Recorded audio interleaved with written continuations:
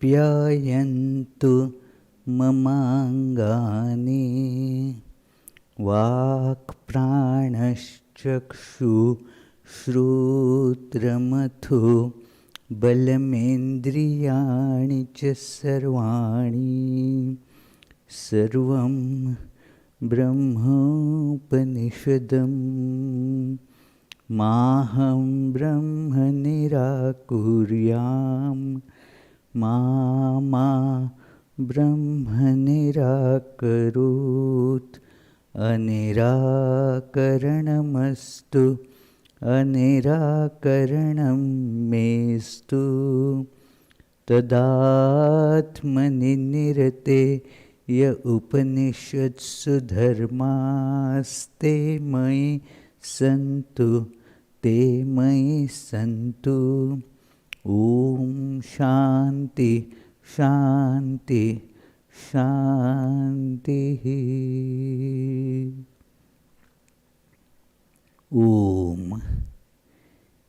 May all my limbs attain strength. May the body, mind, all the sensory and motor organs become strong and efficient. All is verily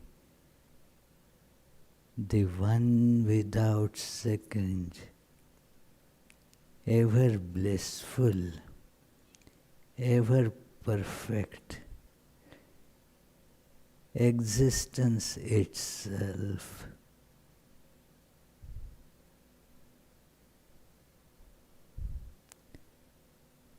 Let me never deny this truth of oneness. May this truth never reject me either. I am aware that to experience this truth, one has to imbibe all the virtues spoken of by the Upanishads. May all those virtues come to me. Om, peace, peace, peace.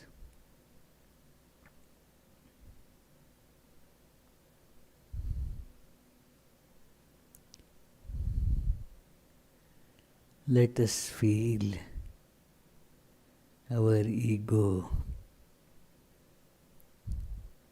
like a pot made of ice and immersed in infinite, all-pervading ocean.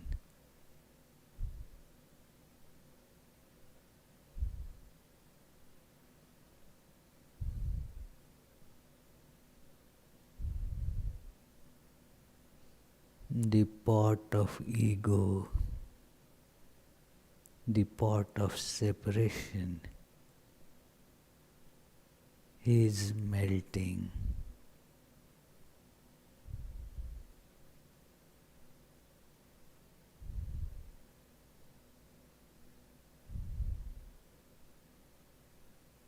The walls of the pot are becoming thinner and thinner.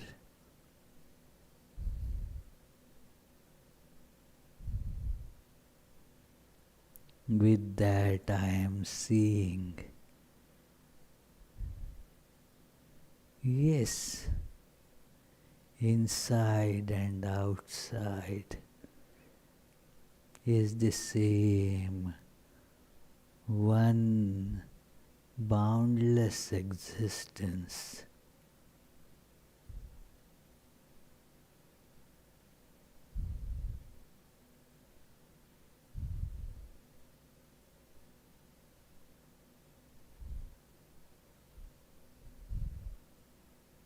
the pot has almost dissolved. Only a thin, transparent layer is remaining.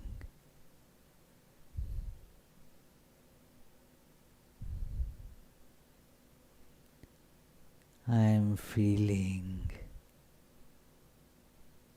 the tremendous love for my true infinite nature. I am seeing I have no limitations.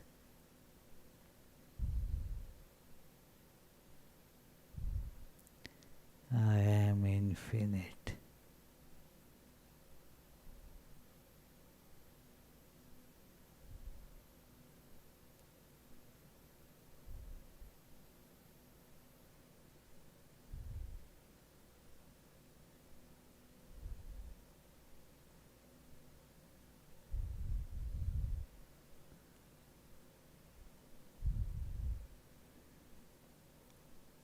In this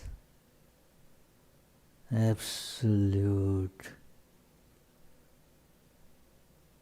oneness, there is no time or space.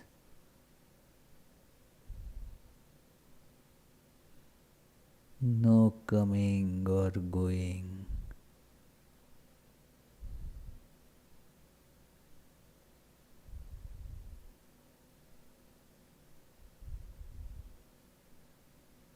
No desires. It is all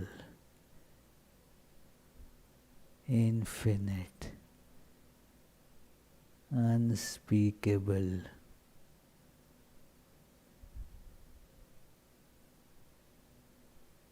supreme bliss.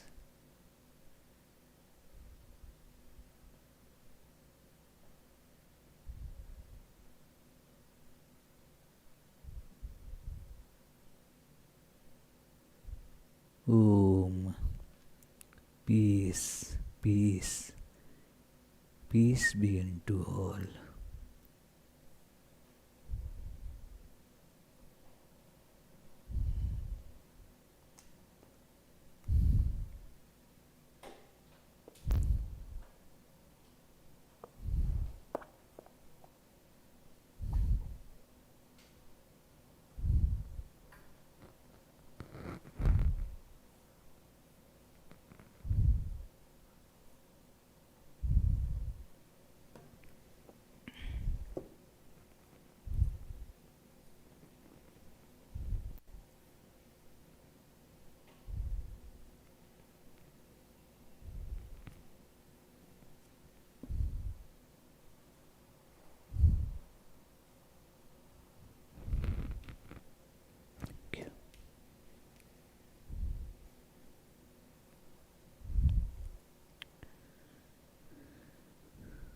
So friends, on this auspicious day of Christmas, let us discuss these ideas from the ancient scripture of Srimad Bhagavatam.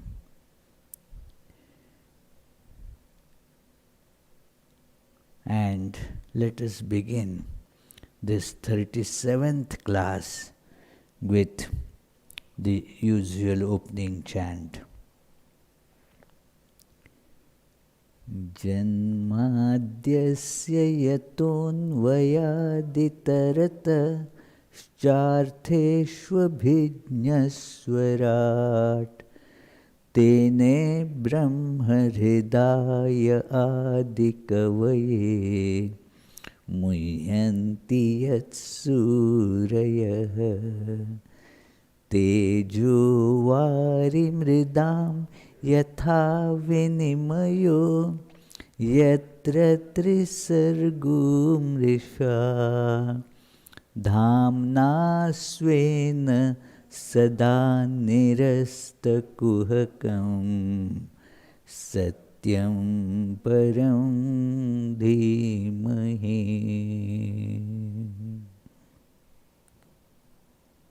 That from whom creation, sustenance and dissolution of the universe take place, who is both the instrumental and material cause of it, who is omniscient, is the only one having self-mastery, being the one independent entity, who illumined the mind of Brahma with the Vedic revelation, whose wisdom is the wonder of even the greatest sages, in whom the world of the three gunas subsist, just as the combination of materials like fire, water and earth subsist in their causes without changing their elemental nature, in whose consciousness there is nothing false. On that truth supreme we meditate.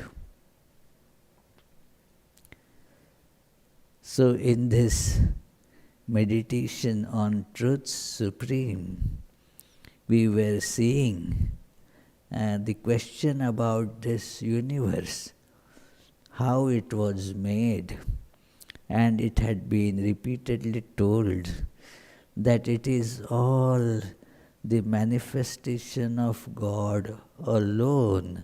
There is nothing else but God in various different forms, different shapes, and different names get according to the shapes.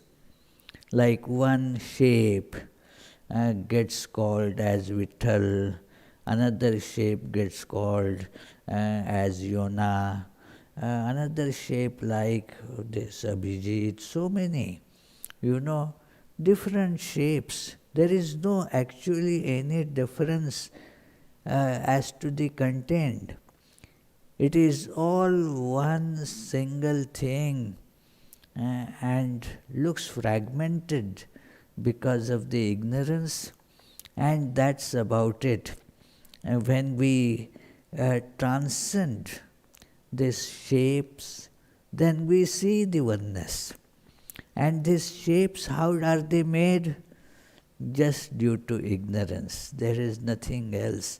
So, the question that the sage Vidura, here it is the conversation that we have been seeing between Vidura and the sage Maitreya. To go back a little bit, Vidura had met Uddhava, and Uddhava told him, Uddhava was childhood friend of Krishna, remained with Lord Krishna for a long time, and then told how Krishna gave up his body, and before that he told me the Bhagavatam. So that is another edition of Bhagavatam. Then naturally Vidura asked, please you tell me the Bhagavatam, what you heard. And then Uddhav said, no, I have been told to go to another place, and so you go to sage Maitreya. He will tell you. So, thus Vidura travelled to Maitreya, and as it has been mentioned, it was on the banks of Ganges in Haridwar that their meeting took place. Even now you can go to Haridwar and feel that presence, feel the presence of this dialogue happening.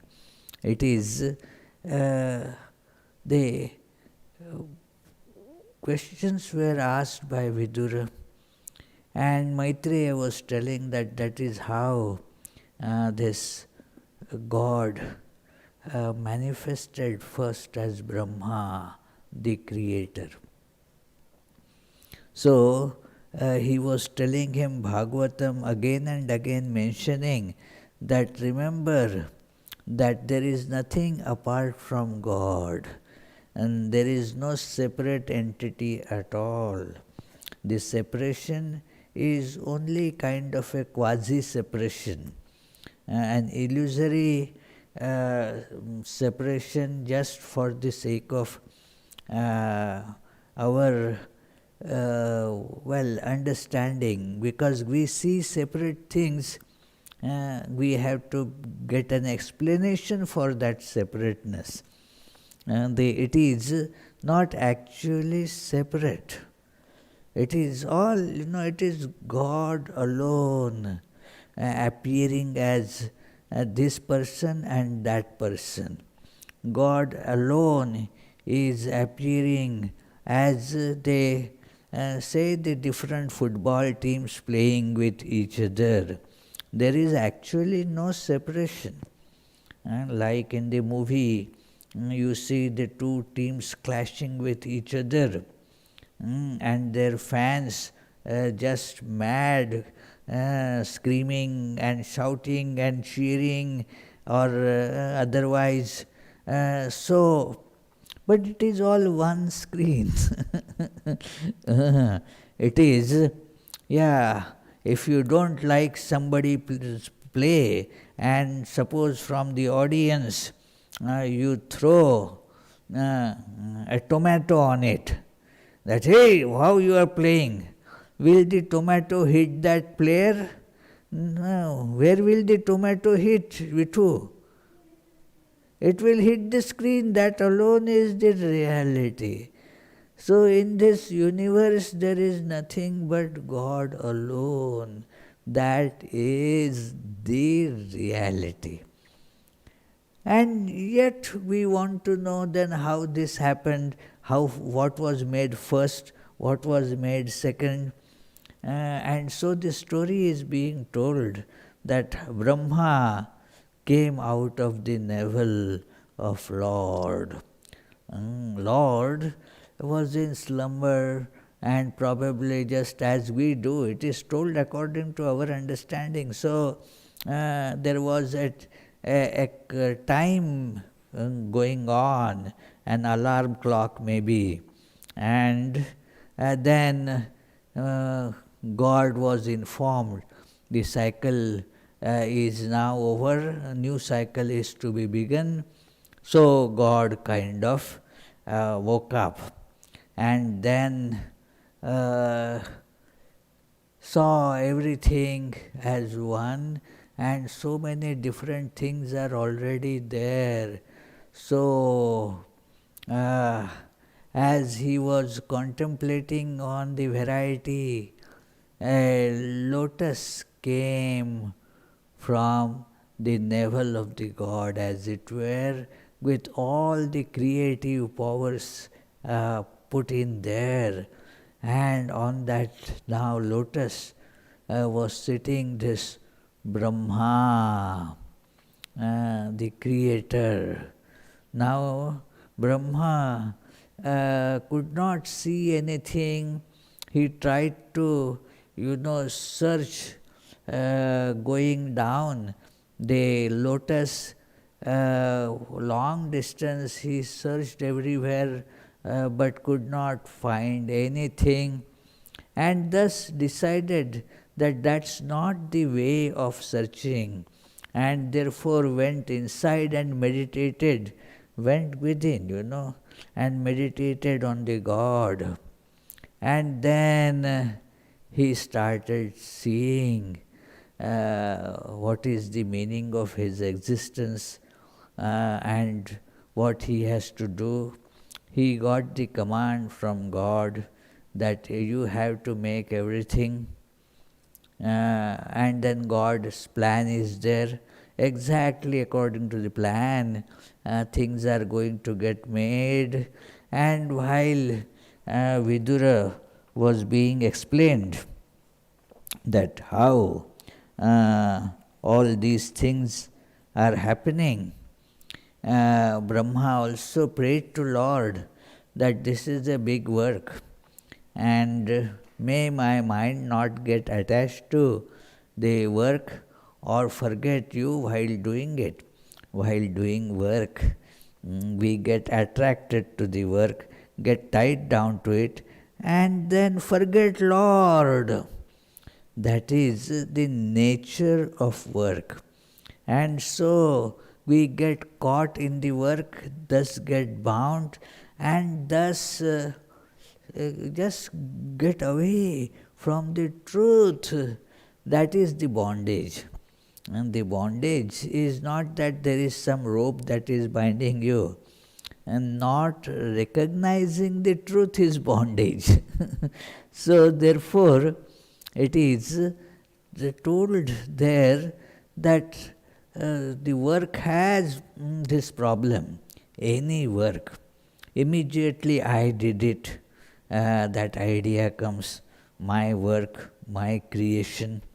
You become just so intoxicated with that idea that you forget the God. And thus, Brahma, being aware of it, he prayed to Lord that may that not happen.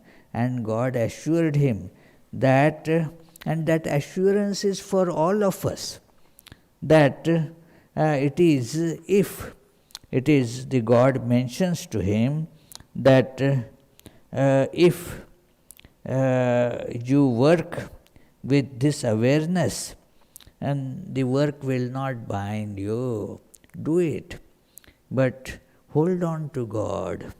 That is how the work is being done, by holding on to ego, although we are not aware of that. So now the work will go on. Only instead of holding on to ego, one has to hold on to God. And that is the shift that has to come. Many get this question, that if I think of God while doing the work, then will the work not get disrupted? I have to concentrate on my work. And if I think of God, my concentration on work will not be there. The work will be done in a shabby, bad way. No, friends. And that is not the case. In fact, the work will happen in better way, more dexterously, because we are not holding on to ego, but holding on to God, who is the reality of everything. This is a common experience. If we hold on to ego, then the desires come. The mind moves without our being aware of it, from the work to the results of the works. What will I get out of it? How then my reputation will spread everywhere? How lot of accolades will start flowing towards me? All those things clutter and cloud our working abilities also. But if that doesn't happen, the work goes on. And the work will happen. Our minds have to be holding on to God. It is Swami Brahmananda used to say, well, 25% or 5% of the mind is enough to get the work done. If you analyze, that is what is happening also. Psychologists show that 95% of our mind is not being used at all. In fact, not being used, it is creating obstacles, like a child. If the child is given some work, something to do, then there is peace in the household. Otherwise, the child having nothing to do just runs about, shouts, screams, causes disruptions and all that. So, that is how 95% of the useless mind, it creates disturbance. So therefore, tie it with God. And then, remaining mind is enough to get all the work done very nicely. It is, and this actually happens, friends. I have witnessed such things, that it is an experience that the more you are focused on God, the better your work gets done. You remain calm.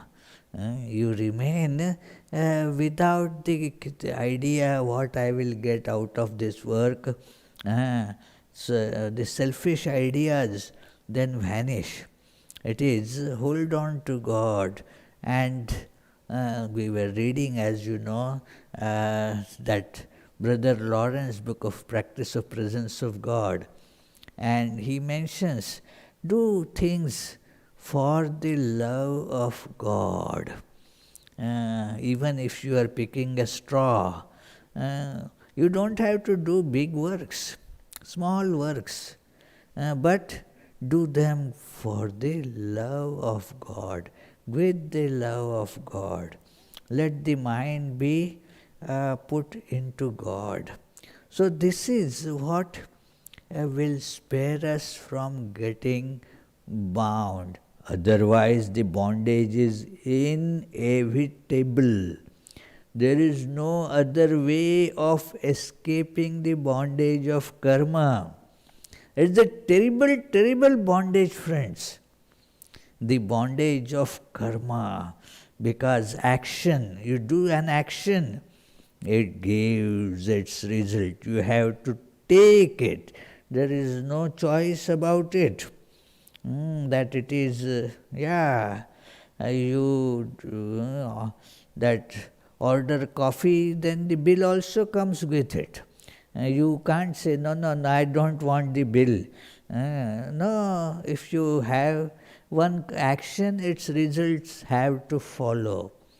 And those results again give to more actions, then more results, and the life becomes a big mess. And soon one forgets, what is this purpose of living? Why am I living here in this world? All becomes a jumbled confusion. So, the only way to escape, as in the second chapter of Bhagavad Gita you read, that you have to hold on to this understanding that God alone is real. The self does not do any action. It is in that inaction is the action being seen, that's all. Holding on to this awareness, he says, buddhya yukto yaya partha karma bandham prahasyasi. The combination of our understanding and practice, that is what is told, that esha te abhita sankhya buddhi. I have told you about this sankhya, means understanding, intellectual grasp of how things happen. Now, I am going to tell you the applied part of it, how it is to become functional in life. Our understanding has to become functional in life. You read a recipe how to prepare this, and then, you can't eat the recipe. You have to cook it. That is the practical aspect of it. So, both these things need to be combined.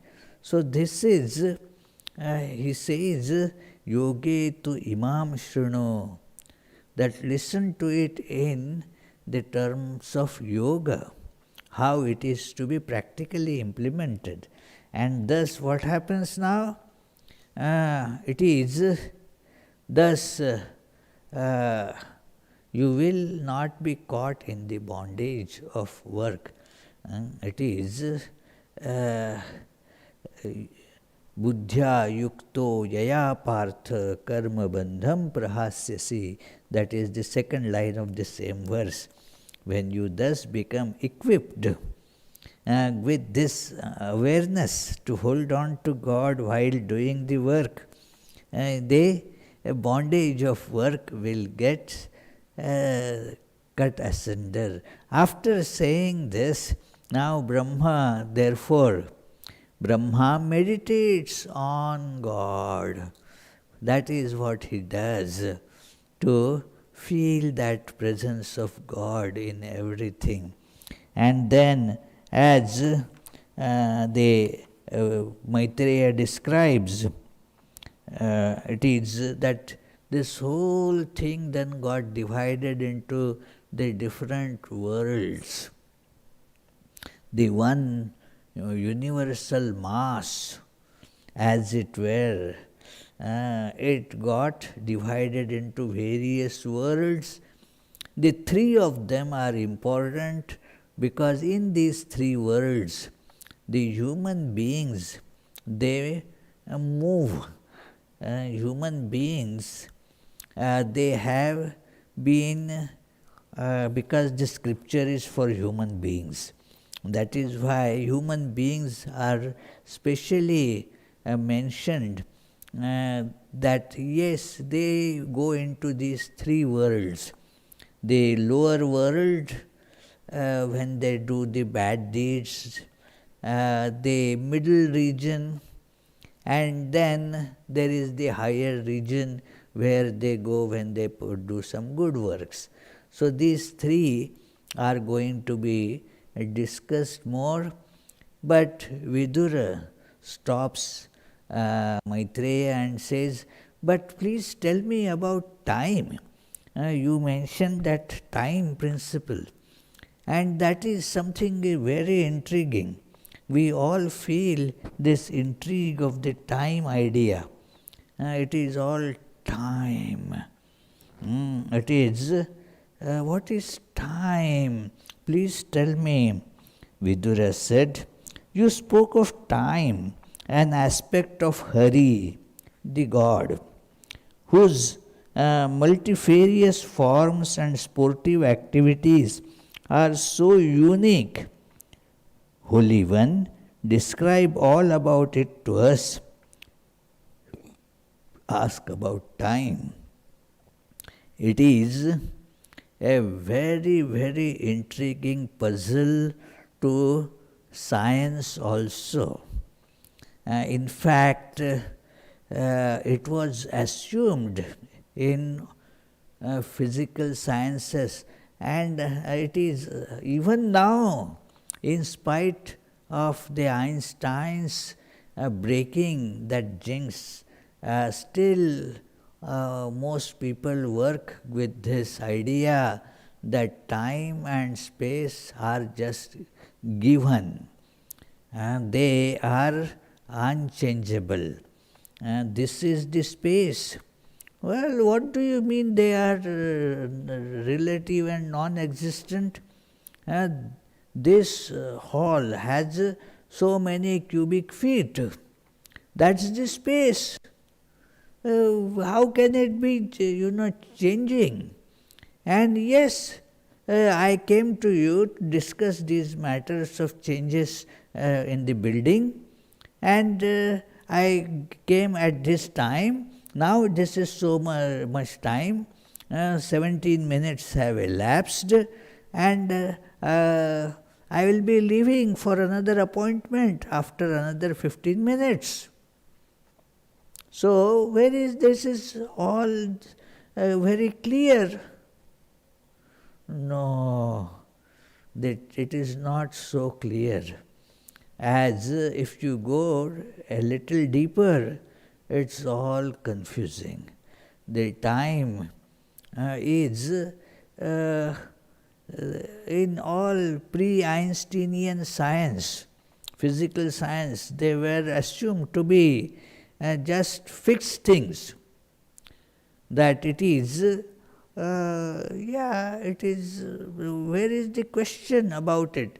And therefore, a lot of scientists, very well-known scientists of early 1900s, they refused to accept Einstein's ideas. No, they cannot be true. It was silly, but it was given a religious color. In a Christianity-dominated world, Einstein was Jewish, so all that Jewish science, it is to be just junked. Well, but truth is truth. The relativity of time and space evolved. Time is a wonderful thing when we think about, what is time? How it began? Is there a beginning to time? Well, and how it gets calculated? It is how it changes. What is the connection between space and time? These are very intriguing concepts. And in Vedanta, this idea has been probed at great depth, and a startling answer emerges, very startling. And we shall read about it. We will read also what Swami Vivekananda has to say about it in Jnana Yoga, and we'll ponder over it. It is, he says, the sage Maitreya says that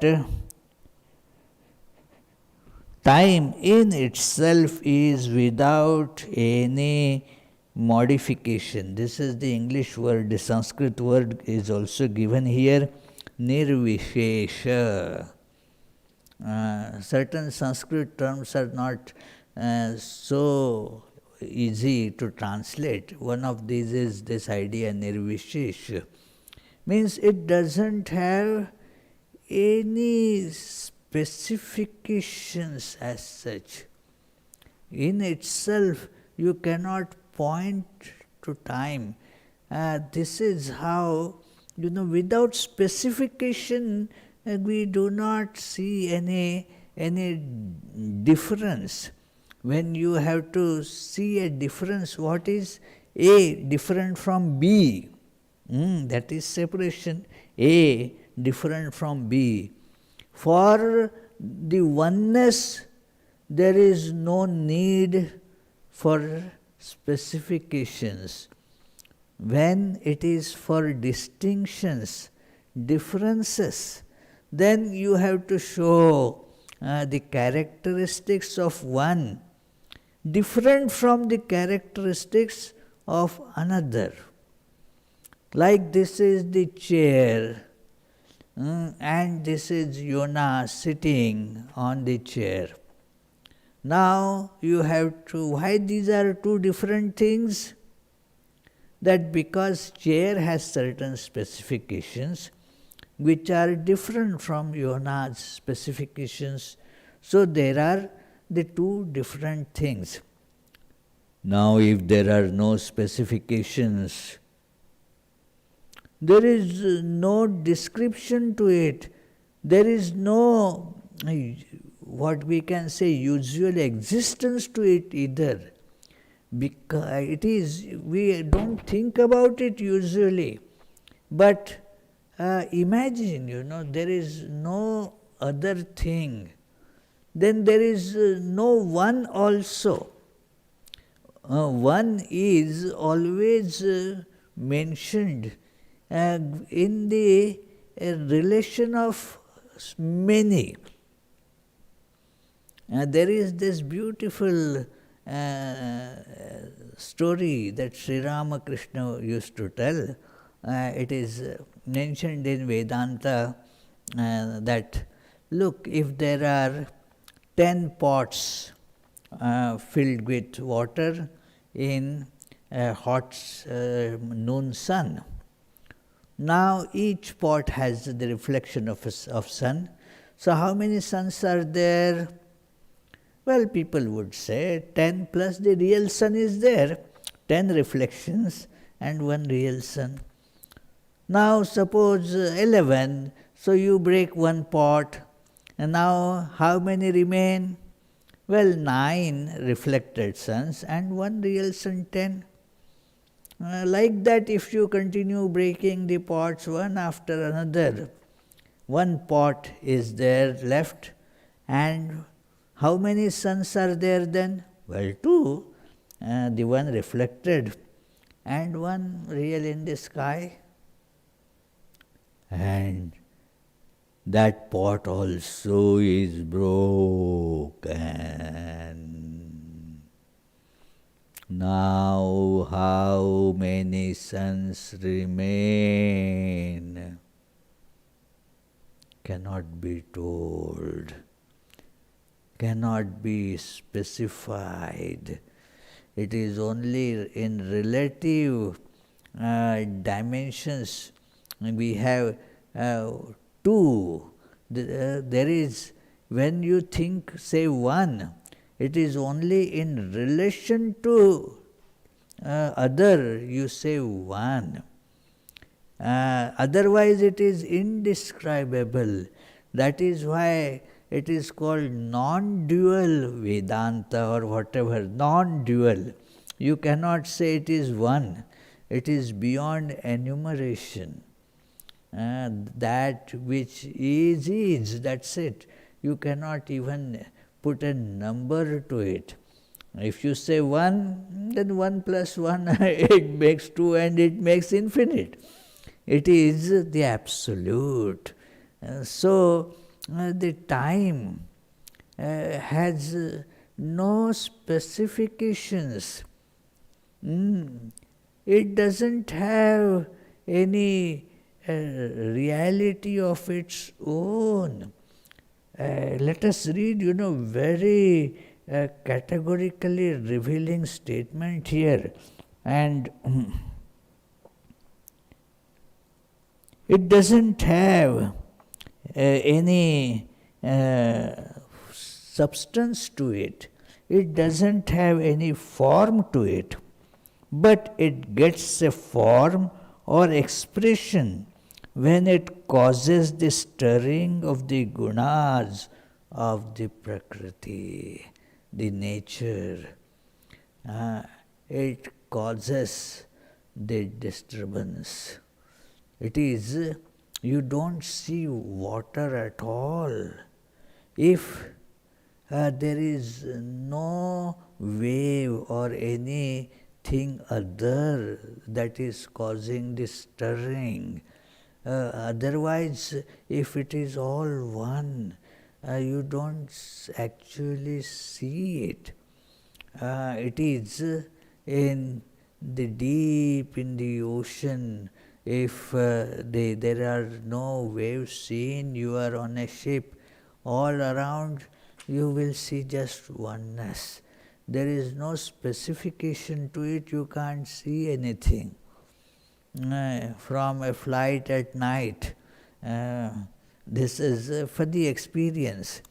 You feel as if you are going through a void, nothing is there, because you need some specifications to see something.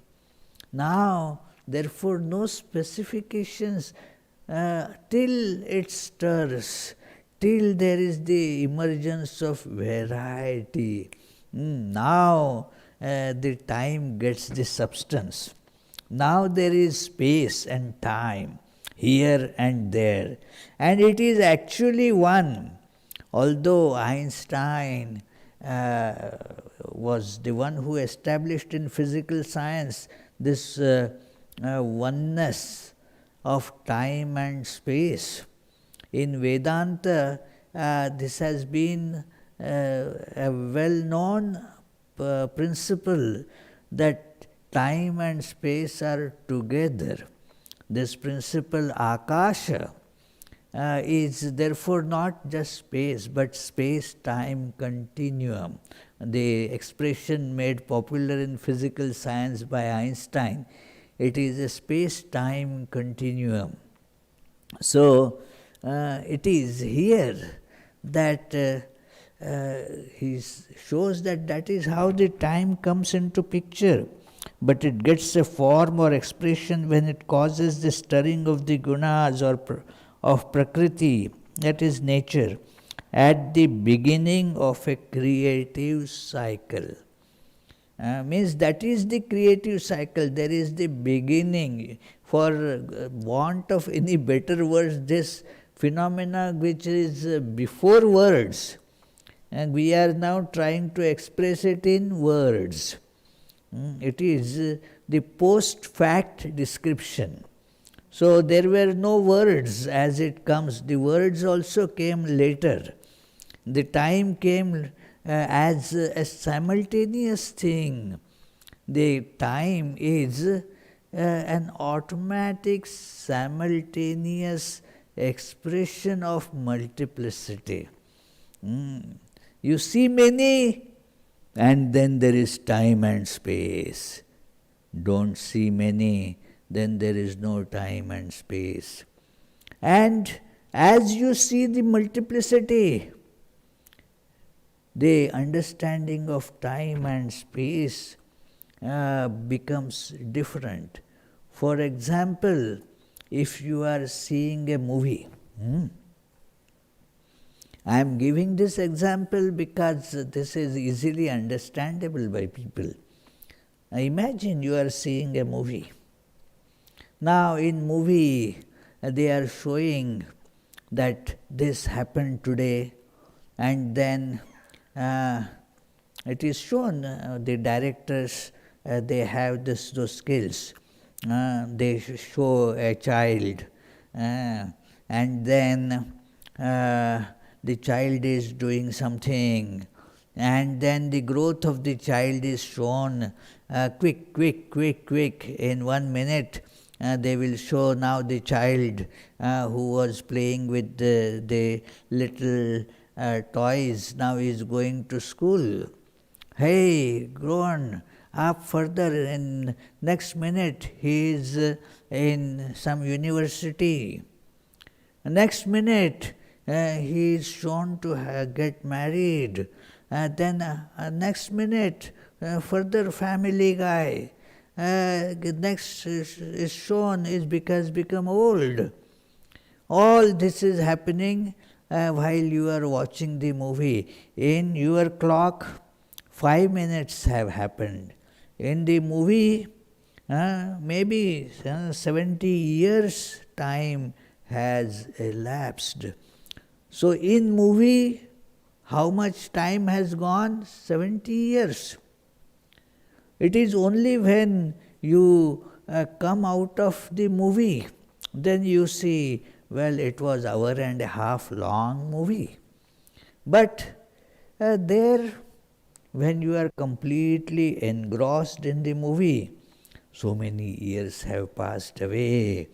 And as you are moving along the characters of the movie, you see, oh wow, see, he is telling about his childhood reminiscences, how his mother used to prepare such nice dishes for him, and he is getting overwhelmed by all that emotions, and you also go with it. Yes, it is. He is remembering what happened 60 years ago. 60 years have elapsed. Where? In movie. It is the time in that setting. When the movie didn't begin, it was just screen. There was no time except your watch that was moving. But when the movie begins, now you are caught in the movie time there. It is so also means the idea is whatever frame you are given, your time is along according to that frame. The speeds move accordingly. In the dream, you are on a dream time cycle, you see. Your waking time has absolutely no connection with it. In the dream, the lot of time is elapsed, but it might have actually in terms of your waking time maybe 1 second. It is just like that. It is yesterday in the morning I dozed for about maybe 10 minutes, and in the 10 minutes I had a dream, and at the end of the dream I woke up. It is now in that dream that might have lasted for a few seconds, there was lot of time gone. I flew from one place to another place, and then there I wanted to talk to a person on phone, and I saw my phone got lost somewhere. I am not having my phone, and so all that was it. And so I asked somebody, can I borrow your phone? And then that person, okay, yes. And then I called the person, and then all that, then he came to pick me up and so forth. So all this was happening. It may have taken 1 second of waking time, but in dream it was a big time. Hours of flight before that, and getting to the airport and so forth, you see. All that was happening in just 1 little second. That is how the time according to the situation bends. If say a football fan is watching a football game, now if that person, if that little child suppose is told to study, at least you must study for 1 hour. Now that 1 hour never, it is always just looking at the clock. 1 hour must be over. No, just 10 minutes have elapsed.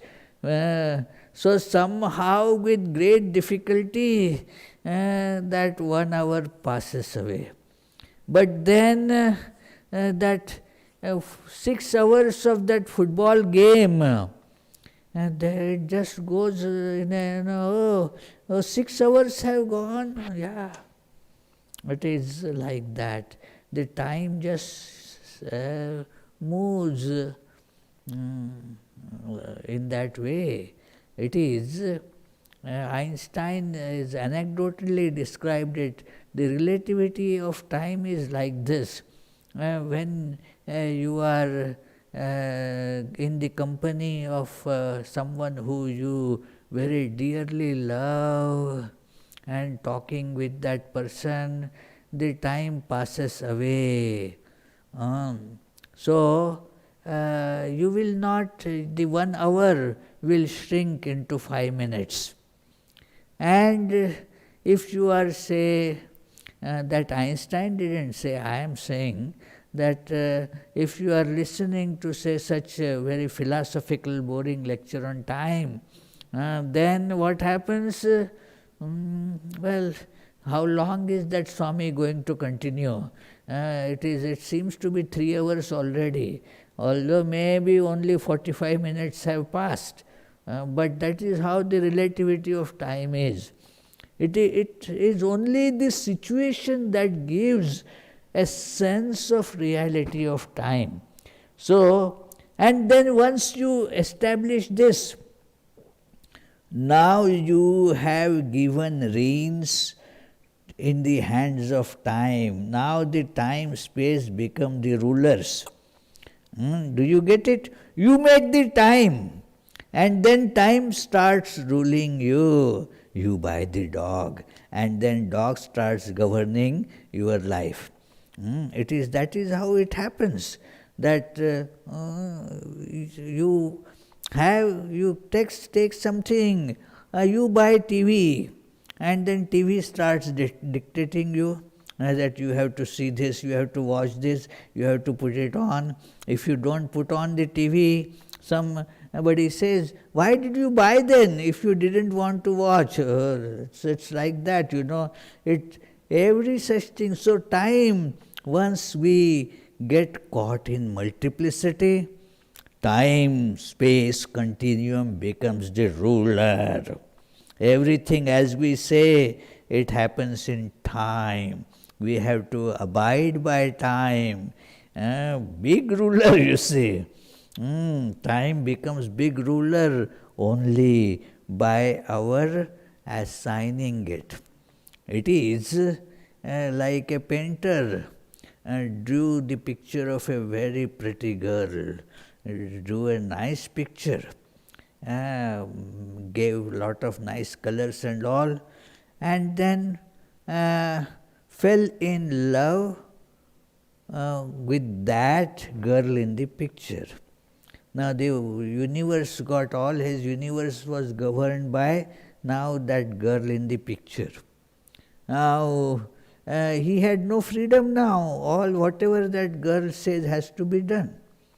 So that is how you make the picture, but then you get lost in it. So this multiplicity is product of our ignorance. But now we are governed by that. Let us read Swami Vivekananda's this very hard-hitting passage from Jnana Yoga. And please read it and just meditate on it. Maybe in our next class we will discuss it a little bit. That it is this chapter, Absolute and Manifestation. There comes this paragraph. Time, space, and causation cannot exist separate from other things. Try to think of space without color or limits or any connection with the things around, just abstract space. You cannot. You have to think of it as the space between two limits or between three objects. It has to be connected with some object to have any existence. So with time, you cannot have any idea of abstract time, but you have to take two events. By the idea of time, join the two events by the idea of succession. Time depends on two events, just as space has to be related to outside objects, and the idea of causation is inseparable from time and space.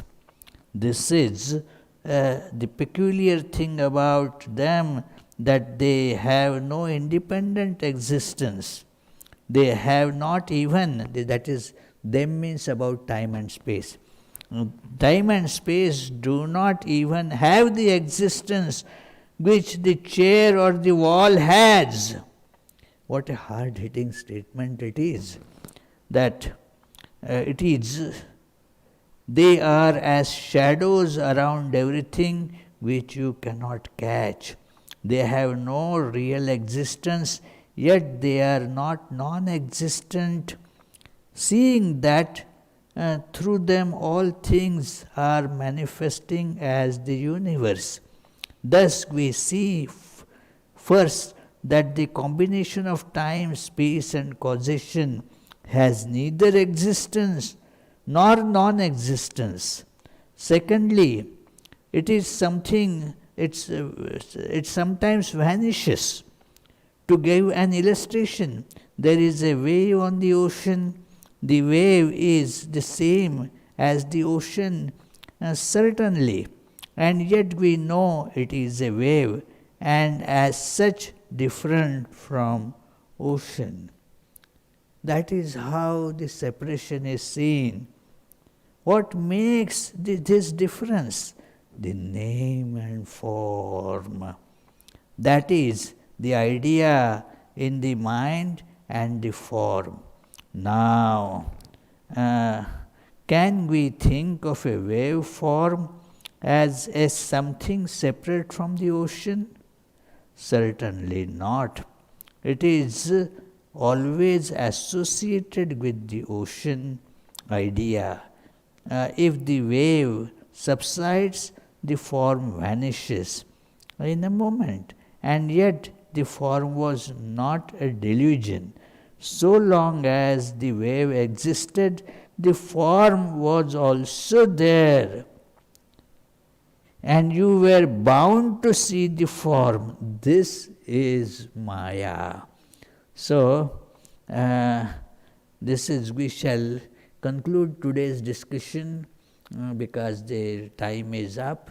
But that is how then time dissolves when the universe is dissolved. So, we shall conclude with the closing chant. And if you have any question, you please feel free to ask after that. Nigamakалпатарургалитам phalam shukamukhaदमृतद्रवसंयुतं pibata bhagavatam rasamalayam muhuruhu rasika bhuvi bhavuka. O devotees, quaff to intoxication this nectar of the fruit of the tree of Vedas, flowing from the mouth of the great sage Shuka and mixed with the ambrosia from his words.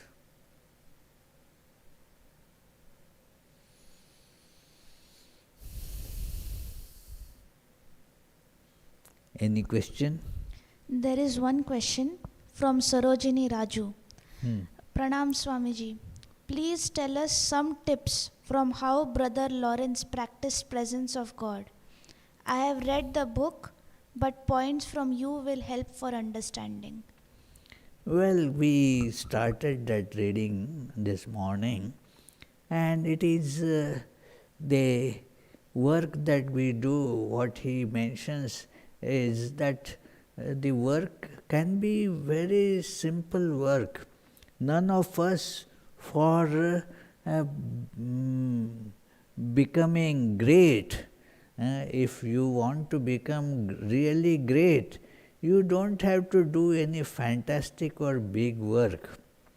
But do whatever little we are doing in the love of God. Let the things be done with love of God. And thus, those things become great. Our life becomes full of bliss. The bondages go away. There will be all the external these situations, the problems, they will remain. Not that corona will go away, nor that all the other issues that we face will go away. But you will be holding on to God. So learning to do that, and that is why we discussed today that it is practice. It doesn't come naturally. One has to assiduously practice it with determination. Even a little thing that I am doing, let me do it for the love of God. That is the whole idea. That is what Brahma is doing. The love of God that is prompting this whole creation. Thank you. Yes, Prithvish? I think I asked you before,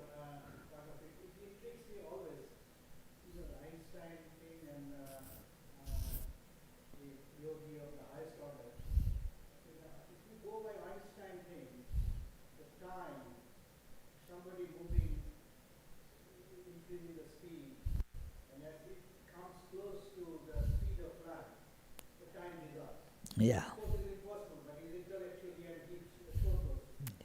Whereas sadhakas at the highest order, they dissolve the time in samadhi. Yeah. So first point is that if we go by the science, it will be impossible. Nobody can, at least today, nobody can travel at the speed of the light. Yeah. Even if in future, if they travel at the speed of light, that's the end. Nobody can go beyond that. Whereas sadhakas at the highest order have shown they can dissolve the time. Yeah. So the number of points, it's not possible to go using the science that route. Yes, you. Whereas there is a prescription here, it's possible to reach that in the. Yes, this is a very good question. That according to the theory, this relativity, Einstein's theory of relativity, as the speed increases, the time gets contracted. So, at the speed of light, the time dissolves. But therefore, there are other reasons also. One can never reach that speed. The speed of light, therefore, is the ultimate limit. You cannot accelerate to that speed. You can have the speed, say, close to the speed of light, that too with tremendous force will be needed, because the mass of that object will become so huge. Its size we are not talking about, its mass. As the velocity increases, it becomes difficult. This is where it is different from Newtonian idea. In principle, in Newton's mechanics, if you are, increasing the speed of that object by 1 mile, say from 50 miles to 51 miles, it will require some force. That acceleration has to happen. And according to Newtonian mechanics, if the speed is to be increased from 10,000 miles per hour to 10,001 mile per hour, it should require the same amount of force. In Einstein's idea and the theory that he proved, that no, it will increase enormously. To add 1 mile to the speed at that level will require much more force.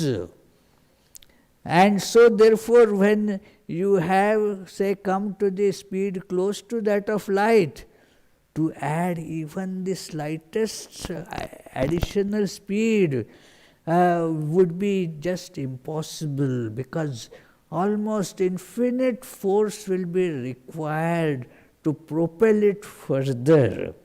So this is how these things are impossible in physics. In physical science, it is impossible. And that is very true. What happens is, in meditation, therefore you go beyond the limitations of these relative physical realities. You cross that barrier. Like there are the barriers of this time, space, causation, barrier of logic. The barrier of logic has to get transcended. In samadhi, there is no logic. There is no, even how you go to below samadhi to samadhi, there is a leap there. There is no logical step there. It is a jump, a leap beyond the time-space causation. And that is where, therefore, the multiplicity collapses. What happens is, as we see, it is connected with the idea of multiplicity. If there is no multiplicity, no time space. So, and what is the practice that is done to get into samadhi or in meditation? Dissociate this idea of form. It is like the growing up, like a baby grows up. Now start seeing that all the different animal crackers are actually one. Because start seeing the substance, mentally transcends the forms and names.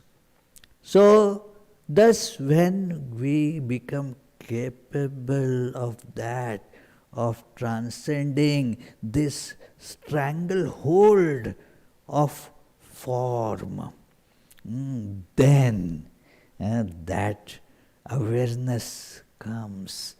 It is, then the time is destroyed, space is gone. There is, you are established in the oneness, and the life changes accordingly. So that happens in samadhi, not by physical science, as you mentioned correctly. It is an impossibility. But in this spiritual science, it is possible. It is done. And there is the way for to doing it also. I mean, it is not that only some could do it. Anybody who molds life in that way with patience will be able to do it. It is possible for everybody to realize that divinity in oneself. Yeah. Shall conclude with the closing chant.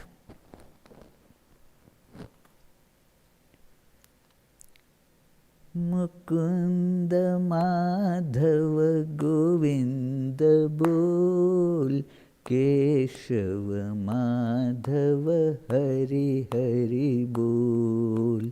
Mukunda Madhava Govinda Bol, Keshava Madhava Hari Hari Bol. Hari Hari Bol, Hari Hari Bol, Hari Hari Bol, Hari Hari Bol. Krishna Krishna Bol, Krishna Krishna Bol, Krishna Krishna Bol, Krishna Krishna Bol.